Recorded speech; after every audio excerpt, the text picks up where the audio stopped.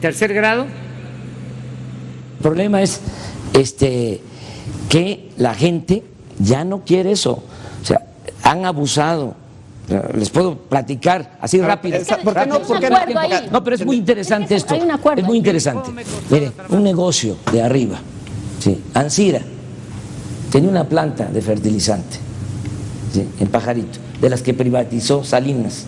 Le llegó la planta Ancira, sí, se privatiza. Ahora con el gobierno del presidente Peña se decide comprar la planta. La compró Pemex. La compró Pemex. Sí. Por encima. Estaba convertida en chatarra. En chatarra. Costaba cuando mucho 50 millones de dólares por el terreno. 800. Sí. Pagaron 500 millones de dólares.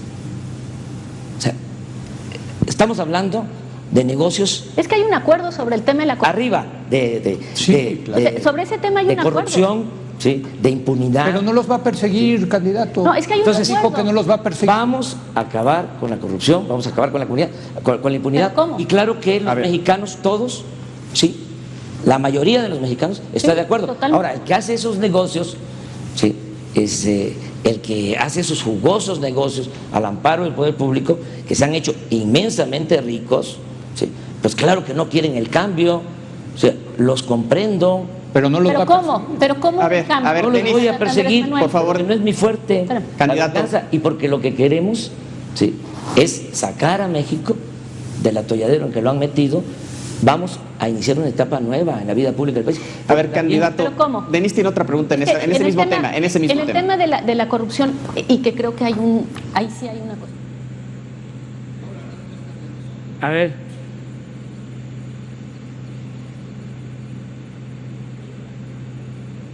Del otro lado, Andrés Manuel López Obrador dice, están cometiendo el atraco del siglo.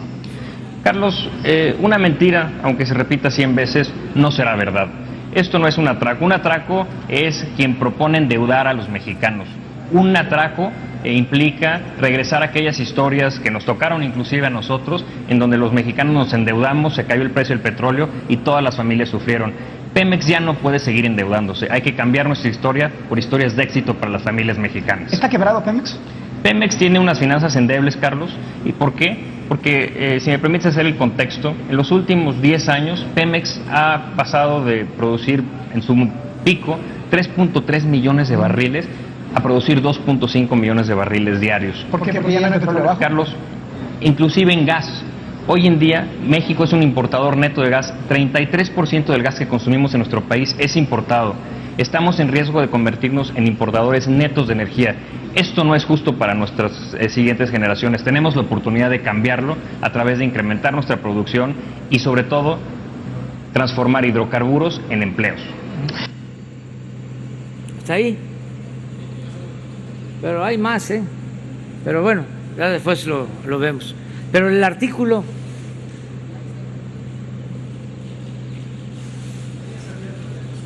mande.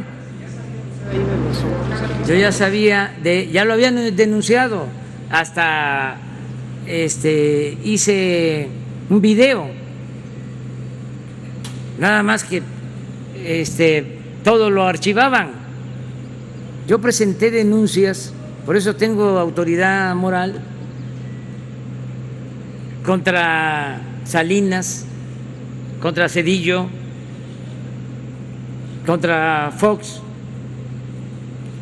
contra Calderón, contra Peña Nieto. Denuncias formales, sobre todo por la entrega de los bienes de la nación, los bienes del pueblo, a particulares,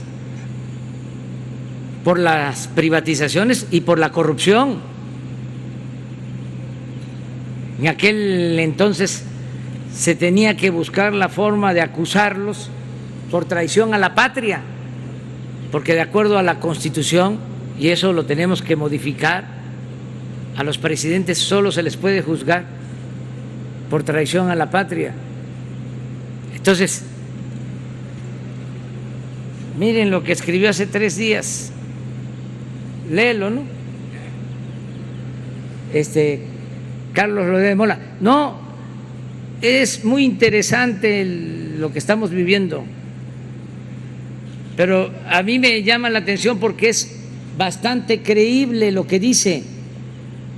Yo por ahí escuché de que les había costado comprar la reforma energética, creo que 1.200 millones de pesos. Y como lo plantea él, pues es creíble.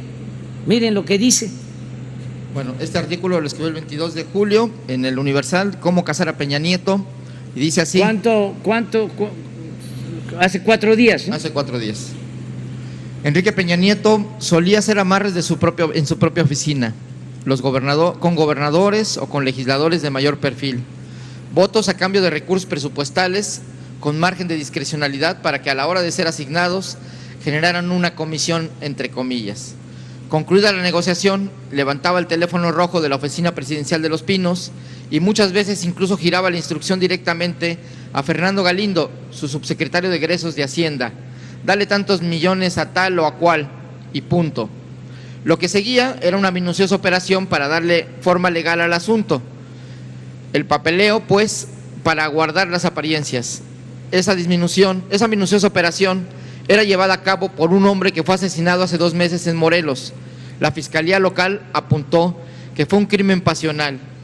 Nadie como Isaac Gamboa Lozano, quien el sexenio pasado se desempeñó como titular de la Unidad de Política y Control Presupuestal de Hacienda, para hacer una radiografía de cómo funcionaba la corrupción al más alto nivel.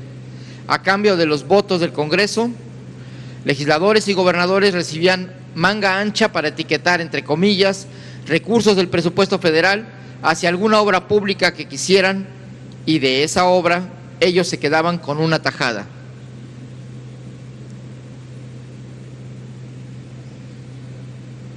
Isaac Gamboa era el hombre que aterrizaba el papeleo. Las citas solían realizarse en las oficinas de la Secretaría de Hacienda en la Avenida Constituyentes de la Ciudad de México. Era el último eslabón de los moches, entre comillas, que habían pactado en las negociaciones políticas los altos mandos del gobierno. Gamboa Lozano se llevó muchos nombres y muchos números a la tumba, pero no era el único que sabía. Otro personaje clave en la trama de los moches es hoy diputado federal del PRI, el subsecretario Galindo, que trabajaba en Hacienda bajo el mando de Luis Videgaray y con acceso directo al entonces presidente. Y también sabe buena parte de esta truculenta historia el también legislador priista Luis Miranda, amigo entrañable de Peña Nieto, una especie de rey del cash que manejaba enormes cantidades de dinero en efectivo para la operación política, primero como subsecretario de Gobernación y luego como secretario de Desarrollo Social. Esto me lo cuentan distintas fuentes a las que he acudido para tratar de encontrar nuevas aristas en la historia de la corrupción detrás del Pacto por México que ha denunciado el presidente López Obrador y que tiene como primera temporada de espectáculo político la participación del exdirector general de Pemex, Emilio Lozoya, en su calidad de testigo protegido. En la operación de compra de votos que acompañó al Pacto por México, el desfile de nombres que sueltan las fuentes es interminable. Vamos a ver cuáles salen a la luz pública, cuáles se reservan por estrategia y contra cuántos realmente existe un proceso judicial que termine en una sentencia. Solo con una investigación exhaustiva que no seleccione interesadamente acusados y derive en una condena, se podrá hablar de combate a la corrupción y fin de la impunidad. Todo lo demás es campaña política. Sí. Pero hay otro de las cajas fuertes. De las cajas fuertes. Es que ese es buenísimo. Ningún guionista pues de Netflix podría hacer eso.